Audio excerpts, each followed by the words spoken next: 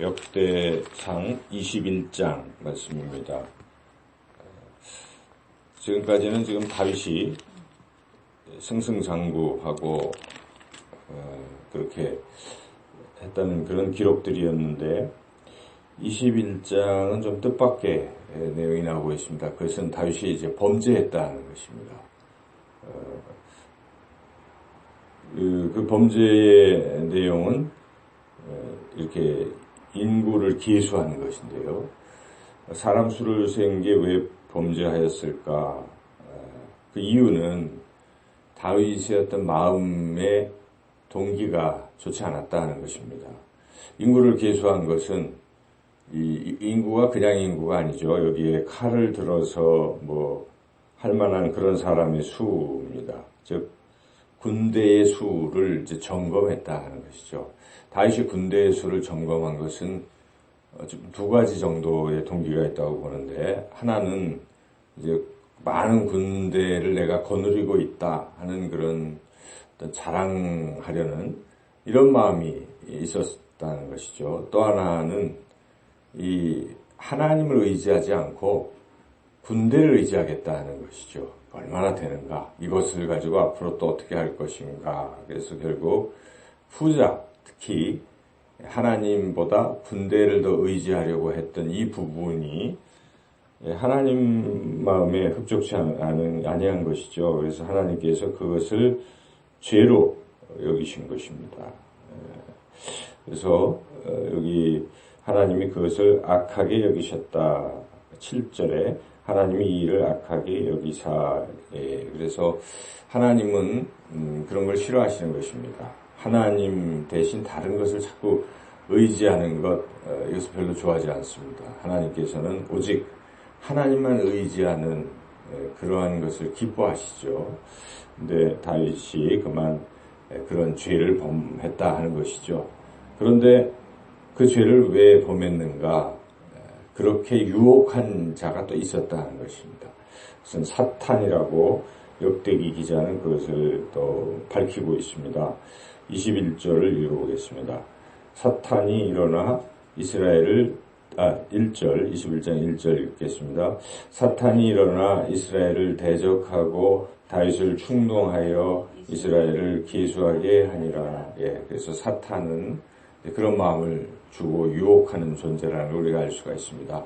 그래서 자꾸 사탄이 우리의 마음을 부추길 수가 있습니다. 우리를 교만하게 하거나 또 하나님보다 세상 것을 의지하게 하거나 이제 이러한 일들이 있을 수가 있기 때문에 우리는 성경에 나온 대로 사탄은 우는 사자와 같이 두루 삼킬 자를 찾는 존재임을 잊지 말고 항상 그런 마음이 들어올 때 이 사탄의 계략인 것을 알고 빨리 그런 마음이 머물지 않도록 그렇게 해야 하겠습니다. 그러나 다윗은 그런 것을 물리치지 못한 것이죠.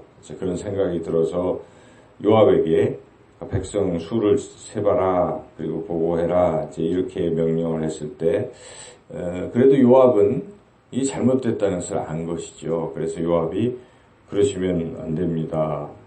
그러면 하나님 앞에 죄를 범하는 것입니다. 이렇게 지금 이제 간언을 하는데 다윗이 그 간언을 듣지를 않고 사탄이 준 마음을 가지고 계속 종용하는 거죠.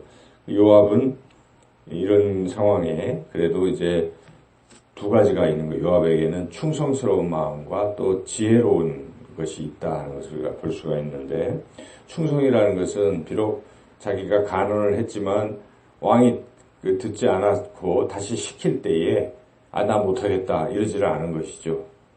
그래도 왕에 대한 충성심이 있어서 마지못하지만 왕이 명령을 하니까 얘기를 해봤지만 듣지 않으니까 그냥 그 명령한 대로 계수를 한 것인데, 그런데 이제 요압에게 또 지혜가 있다는 것은 다 조사하지 않았다는 사실인데, 요압은 그 중에 두 지파는 뺐어요. 6절 읽어볼까요?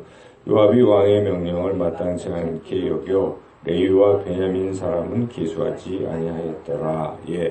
이것은 이제 요압의 지혜인데, 왜 요압은 특별히 레위 지파와 베냐민 지파를 또 뺐을까? 그 부분은 베냐민 지파는 지금 예루살렘에 거주하는 지파입니다. 그리고 레위 지파는 예루살렘에서 또 이 성전에서 하나님의 일을 제사를 지내고 해야 될 사람들이죠. 즉 하나님께 이제 예배드리는, 장차 이제 예루살렘에 성전이 지어지잖아요. 그것을 준비할 사람들이다, 이런 뜻이죠. 그래서 요압은 그런 의식을 가지고 이 두 지파를 뺐다는 것이, 그것이 지혜로운 것이죠.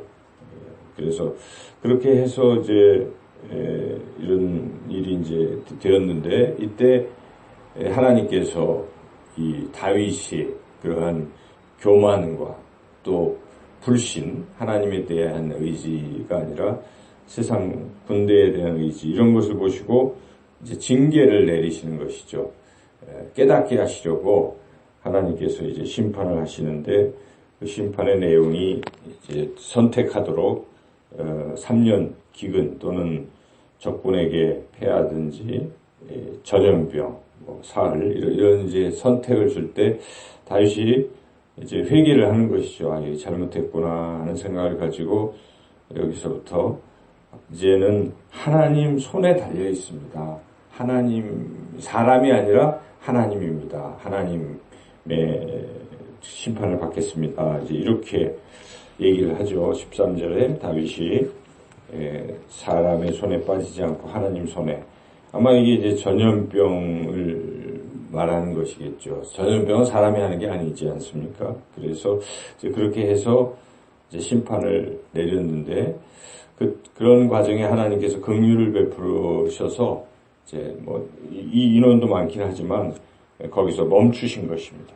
불쌍히 여기시고, 전염병 할 때 천사 보고 이제 그만해라, 이렇게 하나님 말씀하시고 이제 재앙을 거두면서, 또한 천사를 통해서 이 다윗에게 진정한 회개를 이루기 위해서 해야 할 일을 가르쳐 준 것인데, 그것은 하나님 앞에 제사를 드려라, 예배를 드려라 하는 것이죠. 그래서 18절에 이제 하나님이 그런 명령을 내려주셨습니다. 18절을 읽어보겠습니다. 여호와의 천사가 갓에게 명령하여 다윗에게 이르시기를 다윗은 올라가서 여부수 사람 오르난의 타작마당에서 여호와를 위하여 제단을 쌓아라 하신지라. 이것은 이제 장차 이 오르난의 타작마당이 바로 성전이 지어질 장소입니다. 그래서 이 일을 하나님이 준비시키신다는 것을 우리가 알 수가 있죠. 그래서 다윗이 이제 돈 주고 거기를 사고 거기다가 제사를 또 드렸더니 재앙이 완전히 멈췄다, 이제 그런 얘기인데, 이제 그것이 곧 성전으로 연결된다 하는 것을 우리가 이제 22장 다음 말씀이죠. 1절에서 알 수가 있는데 1절 한번 읽어볼까요? 다윗이 이르되 이는 여호와 하나님의 성전이요 이는 이스라엘의 번제단이라 하였더라. 그래서 이제 22장에서 성전 건축 준비하는 내용으로 이어지고 있어요. 그래서 우리가 그런 맥락을 생각하면서 오늘 본문을 이해하면, 이것은 비록 다윗이 교만하고 또 하나님에 대한 불신이 있었지만, 그런 악을 범했지만 하나님께서 전염병 징계를 통해서 다윗에게 깨닫게 하신 것이죠.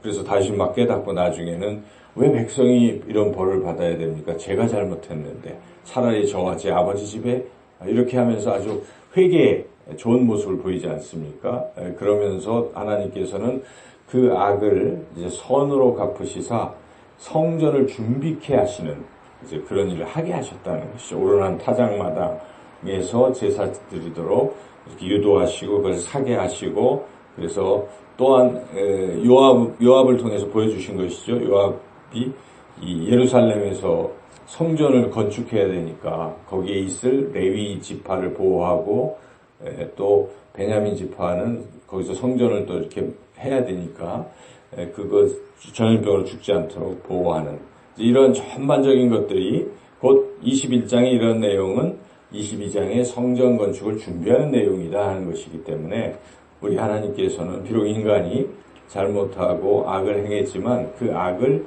선으로 바꿔가시는 하나님, 때로는 징계를 통해서 그 바꿔가시는 하나님이시다 하는 것을 우리가 알 수가 있습니다. 그래서 모든 것이 합력하여 선을 이루게 하시는 것, 그것이 하나님의 인도하심이다 하는 것을 우리가 또 깨닫습니다. 그래서 오늘 이 말씀 통해서 우선 잘못하면 안 되겠죠. 다윗이 죄를 범해서 백성이 많이 죽었기 때문에 그런 죄는 범해서는 안 되고, 그러나 혹시 또 죄를 범할 수 있을 때 다윗은 즉각적으로 또 회개합니다. 그리고 바른 길로 또 가서 하나님의 어떤 악을 선으로 바꾸시는 그런 계획 속에서 또 하나님의 뜻을 이루어가는 그런 다윗이죠. 그래서 오늘 우리 삶 속에서도 가능하면 우리가 죄를 범치 않고 하나님의 뜻에 따르되 행여나 또 그런 악의 사단의 유혹에 빠졌을 때는 즉각적으로 또 빨리 회개해서 또 하나님 계획 속에 또 살아가는 그러한 우리 삶이 되시기를 주님의 이름으로 축원합니다.